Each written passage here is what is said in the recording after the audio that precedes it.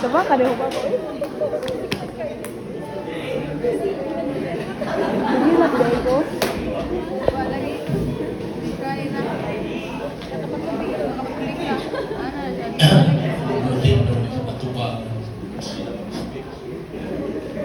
Maraming salamat po, Sir Gina.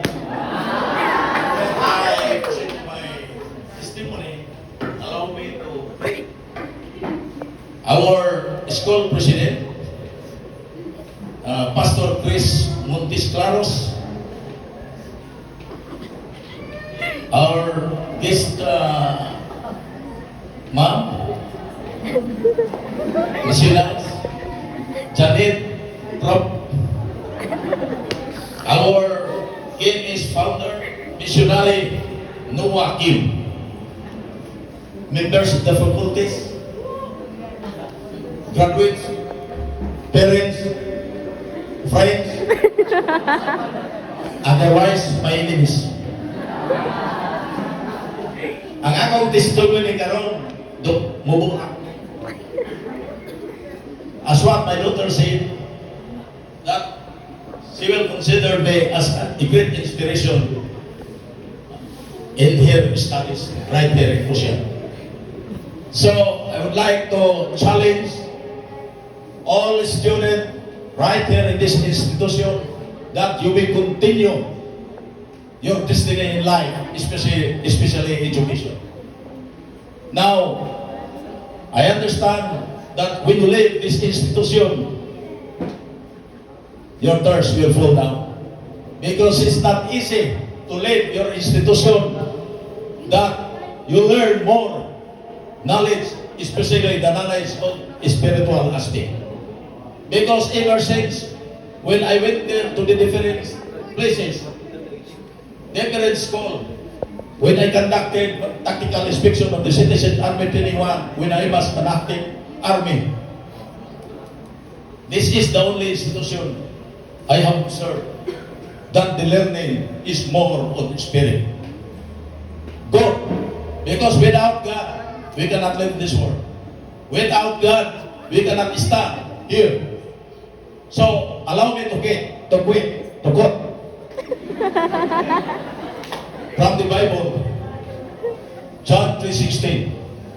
For God so loved the world, and He gave His only begotten Son, and whosoever He believed in Him should not perish, but have an everlasting life. So therefore, kung ang Ginoo na higugmas kalibutan, mao yang hatag yang bugtong anak na si Jesucristo. Kung kinsa katong motor kaniya, walay pagkalanglang kung dili may kinabuhig dayon. So mao sa disimaner ninyo mga bata, kung kamo nahigugma sa inyong mga ginikanan, wala kung mo'y pagkalanglang gikan sa ilang mga kamot. Nga naman, kanunay kamong ampingan sa iyong ginikanan. Busa in return, kung higugma usap ang inyong ginikanan. There are only three elements as our guide: love, understanding, and sacrifice. Kung ang inyong ginikanan nahigugma kaninyo sa tanang iyang huko, sa inyong pag-eskwela, nisabot sila. Mao na nga, nagsakripisyo sa maayo aron kamo mapadala sa nagkadiyang institusyon din sa nasudnong Pilipino. So, kamong sa pinitor, sabta ang ginikanan nga nagpatulog sa langluha o dugo dito sa umahan, nagtikad sa bukid aron lamang kamong mga kabataan maka-eskwela.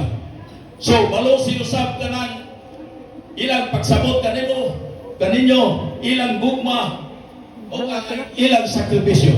Balosi usab ninyo, magsikripisyo sa kamo, higugma sila sabta kung muabot ang panahon nga madili ang inyong allowance.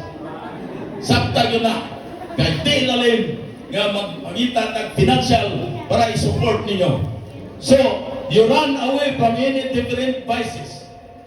Diya ay nga mga bisyo nga against sa balaod sa Diyos o sa balaod sa nason. Because if you are going to follow the law of the nation, you are the same manner that you are following the law of God. So, don't forget God. Fear God, fear parents, and then fear yourself.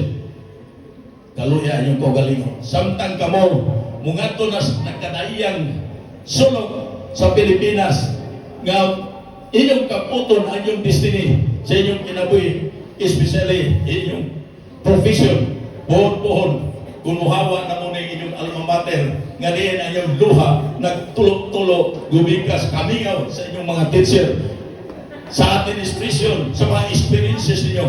So, mauna lang na yung advice. Nga, as your father, amahan magugo ninyo, stand up. Spelling. Hands up. Mandarap. Down. Ako na kapil, Pastor kay nalingap sila. Gusto magsundalo. They want to defend our country. Especially those violators of the law. Remember, ladies and gentlemen, our situation today is very critical. So, according to Dr. Jose Rizal, you are the hope of the fatherland. You, young people, kamo ang pag-asa sa mahal nasod.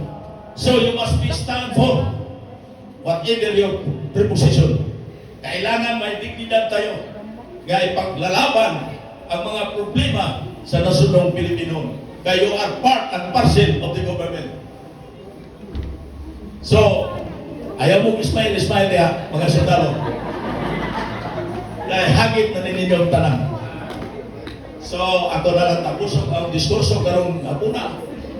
Salamat ko na magkita-kita ta. You are already in the high sun. So, high sun. Na namus posisyon kahalang doon. Pareha ni General Torre. General Torre is a good general. He claimed that he is from Carmen, from Sampayan and Davao. General Torre is good. Why? He arrested our former president. Warrant of arrest. General, what is the president? Maraming salamat po sa pagpapakan ninyo. Ako lang ang gisulti ang sitwasyon sa Pilipinas. Kaya sa ako nang gingon, kamoy paglaom sa amahang nasod, mga kabatunan. Babae at laki, that is why you are forced to undergo ROTC training. Both male and female, if you are taking criminology. Nautical, on a compulsory. So, itanong na siyang alin patakan, isok sa iyong kasing-kasing. Yan ang akong gipamulong. Kay tagsa rin yung speaker karong hapon na. I have my vast experience in the military and the civilian aspect. When I say in Mindanao, Pupila, Muslim, abi ko criminal, mga Muslim rebel di pa buotan ang Muslim. Our brothers, why? Makasabot sila sa sitwasyon sa Pilipinas.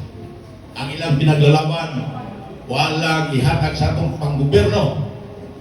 Ang ilang ikinahanglan sa ilang kayutaan dito Mindanao. Mausap na kamo, o dito tagaan, o kayutaan, ayun na, gikan sa ginikan.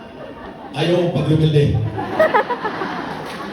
Sakripisyo na, establish love and understanding. Daghang salamat, kung mayong hapon ka natong tanan. Ito po yung income na natin. For Vice Governor, Jerry Messina.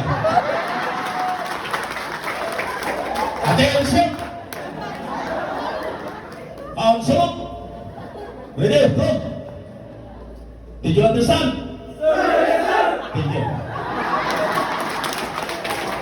Thank you, Mr. Wenceslao Garcia. And now, a special awards will be given. Ako, mag-reveal din.